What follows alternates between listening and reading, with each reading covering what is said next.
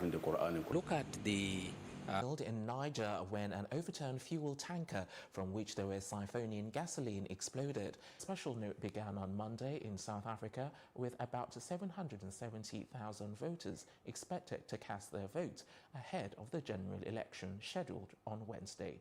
According to the Independent Electoral Commission of South Africa, IEC, at the City Hall in Durban, the third most populous city in South Africa, local councillor Ntando Kuzwayo is among the close to 1 million voters participating in the exercise.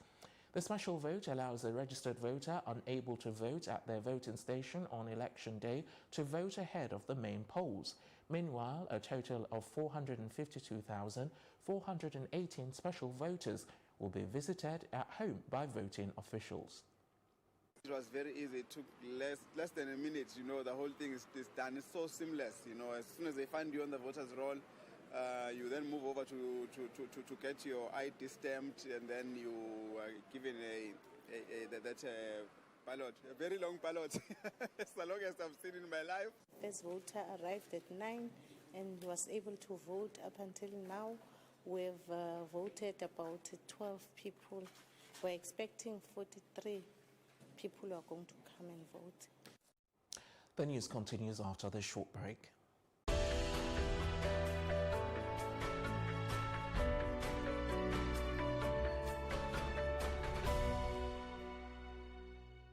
Two Reuters journalists jailed in Myanmar after they were convicted of breaking the Official Secrets Act walked free from a prison on the outskirts of Yangon on Tuesday, the 7th of May, after spending more than 500 days behind bars. The two reporters, Hua Lone, 33, and Kiao So-u, 29, had been convicted in September and sentenced to 7 years in jail in a case that raised questions about Myanmar's progress towards democracy and sparked an outcry from diplomats and human rights advocates. President Win Myint has pardoned thousands of other prisoners in mass amnesties since last month. It is customary in Myanmar for authorities to free prisoners across the country around the time of the traditional New Year, which began on the 17th of April. We are enormously pleased that Myanmar has released our courageous reporters, Hua Lone and Kiao So-u. Since their arrest 511 days ago, they have become symbols of the importance of press freedom around the world. We welcome their return. Up next is our business news.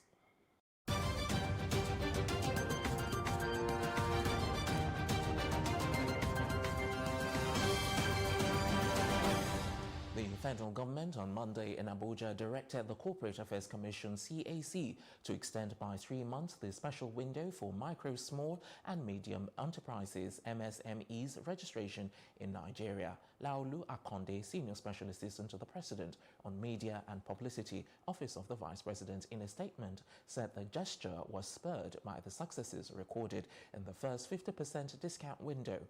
Oshibajo gave the directive at the first quarter MSMEs stakeholder meeting held at the Presidential Villa. The special business name registration window of 50% discount was granted by the federal government to the CAC to help to bring as many MSMEs to formalize their businesses.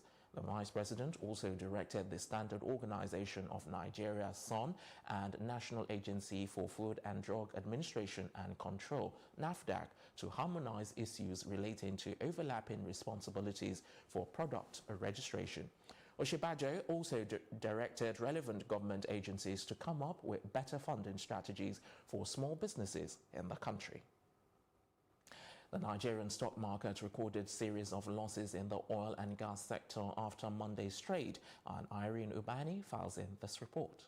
The Nigerian stock market closed negative after Monday's trade, as the All-Share Index dropped by 0.05% to close at 29,196.87. Total deals recorded for the trading day was 3,814, while equity capitalization stood at 10.973 trillion naira. Better Glass, however, gained 1 naira in its share price from its previous settlement, while Dangote Cement also gained 1 naira. However, Mobil declined by 2 naira, and TCNN also dropped by 55 kobo. Leading the list of top trades by value was UBA, with a volume of 36.996 million shares valued at 244.782 million naira. On sectorial indices, NSE Insurance was up by 2.35%. NSE Consumer Goods was also up by 0.10%. However, NSE Oil and Gas was down by 0.15%. NSE Banking was down by 0.68%. And NSE Industrial was also down by 0.53%. For Plus TV Africa, Irene Ubani. Still ahead on Plus TV Africa News is our roundup of entertainment and sports news. We'll be back in a moment.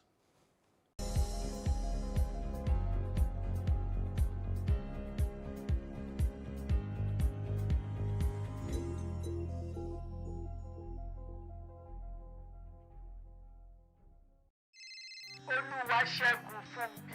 Ó ṣé mo dúpẹ́. Gbogbo ilé lẹ fi tó gift. Mo rí ikọ̀ tún ni.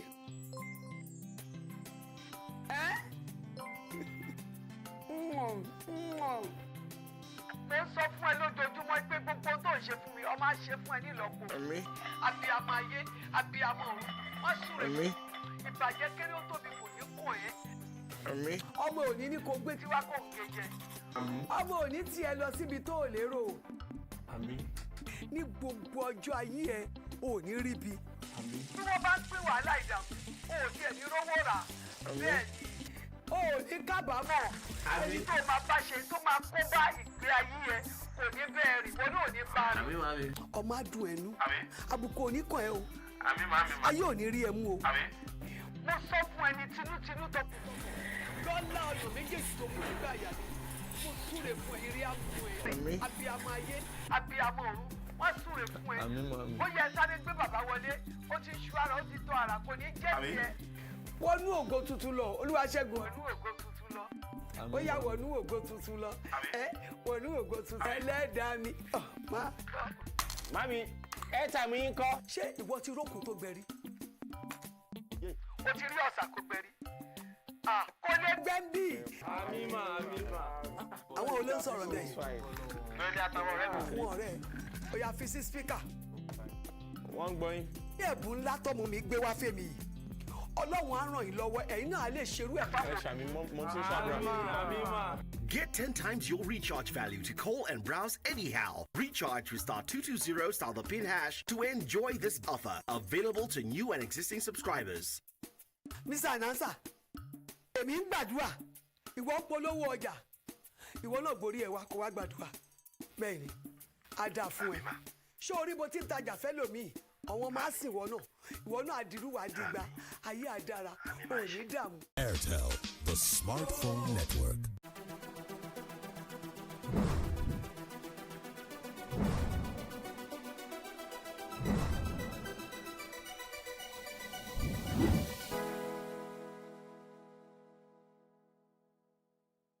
This is Plus TV Africa. Welcome to One on One with Onyeka Akoma, CEO and founder of FarmCrowdy. How has the journey been? It's been an interesting experience. I took the wrong route of using CVs. So people had 20 years, 50 years experience, and you felt like, oh, this guy is going to be a guru. Did you know anything about farming prior to FarmCrowdy? I was 12 years old when my mom made me raise a couple of hundreds of birds. And she said to me that I should raise them and I was going to sell them at Christmas. And then I'll give the money to Santa Claus and he'll buy me a gift. Okay. In June 2018, FarmCrowdy lost some farmers. Are you still avoiding those places at the moment? We don't have enough confidence to go back to Barrack Ladi to go and start another farm there. I think it's someone else's duty to deal with the security situation. If these farmers are not able to go back to the farm to work for lack of security in that location, how will they put food on the table? It's all they know how to do.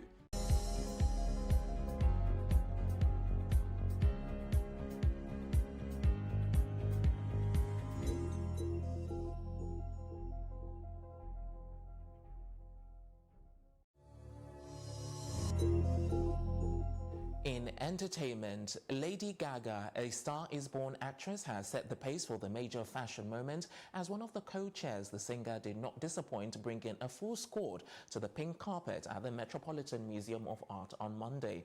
The theme for the evening was Camp, notes on fashion. She wore 4 different looks while arriving on the carpet. First look was a flamboyant parachute-style dress paired with 2 giant bows, one on her head and another midriff. A gentle tug at the bow ties revealed a black ball dress, which she struck a pose with, an umbrella in hand. Next, Gaga took off the black gown and showed off her slender frame in another pink look. Gaga kept on pulling off her looks layer after layer.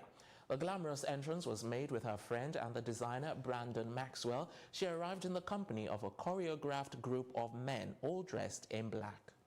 And that's it on entertainment. Coming up next is the very best in sports, and that's coming up right after this.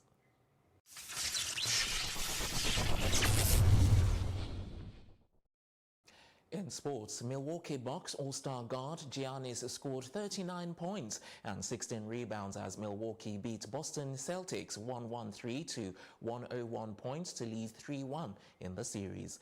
The Bucks bench contributed to the win by outscoring Boston's bench 32 points to 7 points in the game and turned a 59-all tie into a 78-68 points lead. Since losing the series opener, the Bucks have won 3 straight and are 1 win away from their first trip to the Eastern Conference Finals since 2001. Still on sports, Houston Rockets talisman James Harden scored 38 points as the Houston Rockets held on for a 112 to 108 points win over the Golden State Warriors to even their Western Conference semifinal series at 2-2. After losing the first 2 games of the series on the road, the Rockets head back to Golden State for Game 5 on Wednesday night with momentum on their side following successive wins over the Warriors in Houston. And that's our news roundup of events at this hour. For more news updates, do follow us at Plus TV Africa on Facebook, Twitter and Instagram, and do subscribe to our YouTube page at Plus TV Africa.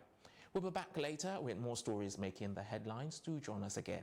I'm Tokumbo Taiwo. Good morning.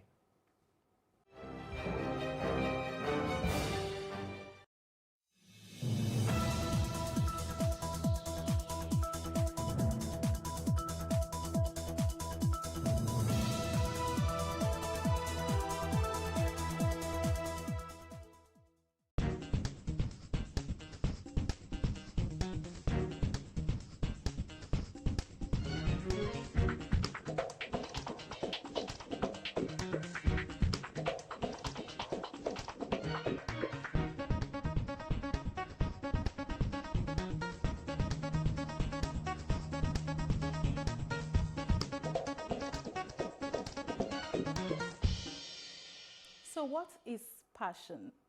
It is when you put an awful lot energy into something than is required to do it. Or you could say passion is ambition that is materialized into action.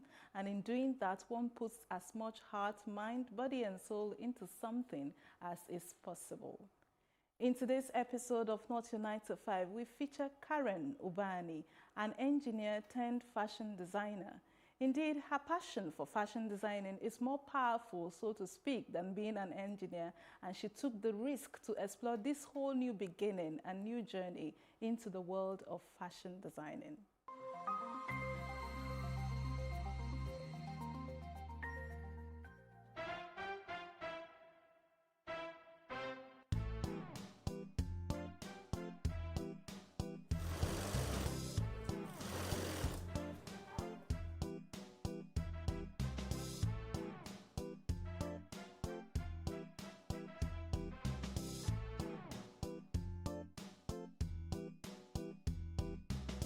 My name is Karen Ubani Ali, and I'm an electrical engineer turned fashion designer.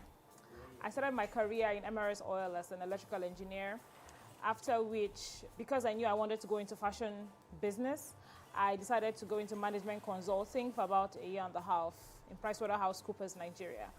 After which I got a business grant and was able to start my business full-time.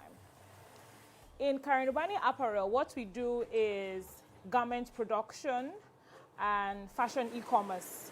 However, we opened our first retail store this year on Adeniran Gusanya in Surulere, Lagos. My former job as an engineer, first of all, was basically more of maintenance and electrical wiring. So basically, electrical maintenance of all the electrical equipment at the terminal. It was an oil and gas company, so I used to work from their terminal, the headquarters in Apapa. So it was basically maintenance of all of the electrical equipment, signing off on vendor forms, and supervising contractors, electrical contractors on the site, as well as wiring and all of those things. After then, I now moved into management consulting, which was very, very exciting for me. I like the fact that I had the opportunity to learn how big businesses run. I had the opportunity to assist in writing business plans for big companies, and I saw how these companies were able to translate those business ideas into reality, and I could see how businesses can move from the planning stage to actually the execution stage, and that was beautiful for me. Of the two jobs, I would say I enjoyed management consulting more because I feel like it prepared me for the life I now live, which is running a business. I left my full-time employment, which was very secure, and at the time, actually, I was about to be promoted, but I left my full-time job because I believe in working in an environment where you're passionate about the work that you do. At the time, I joined management consulting because I felt like it was going to give me that steep learning curve I needed to run my own business. And I felt like after about a year and a half, I felt like I had learned enough and it was time for me to move on in my career. Now, even though I did it afraid, I actually did it afraid. I mean, leaving the security of a full-time job where I know I was sure of my leave allowance. I mean, it's not like I knew I was not going to start earning as much as I used to earn then immediately. But I was willing to take the risk because of the love I had for what I wanted to do. For me, it was more like, even though I used to just take my weekends to make clothes for people at the time, and I just had 2 customers, all of a sudden, I started getting a lot of calls from people saying that they wanted to order a dress or a skirt. And of course, because of the responsibilities of my full-time job, I couldn't meet up with their demands. So I just felt like it was time for me to leave. More importantly, I felt like because of the labor demands of the fashion business, I felt like it was also an opportunity for me to make impact in the area of job creation for a lot of people. And I mean, the business has grown from hiring just 2 or 3 people then when we started. We're about 20 now. And for me, that's the beautiful thing, the fact that I have seen the business grow from when I started up until now.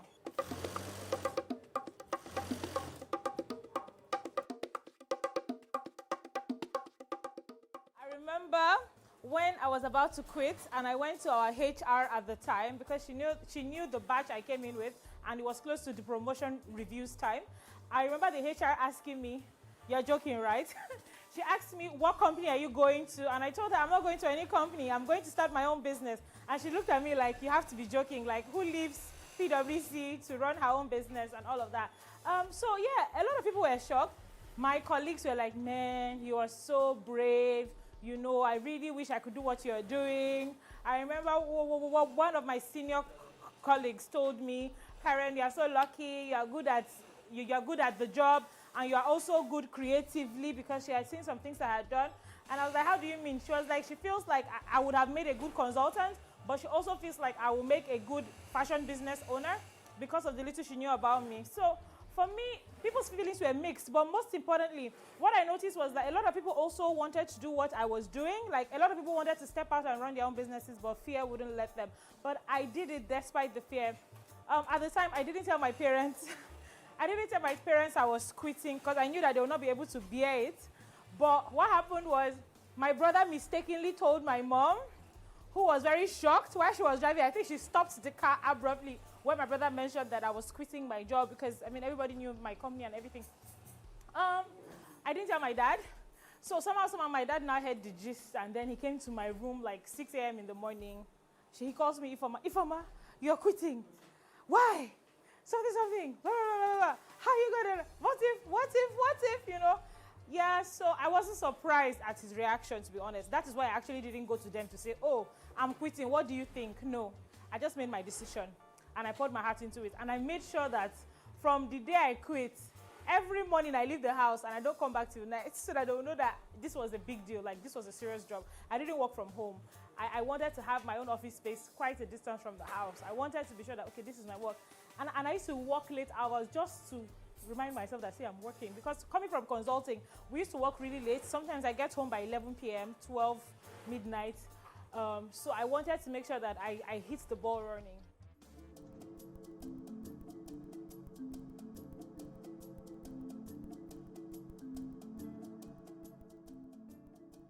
There are steps you must take if you want to switch from your full-time job to running your own business. First of all, I always advise people that make sure that your search or your hunt or your hunger or thirst to start something new doesn't affect your current job.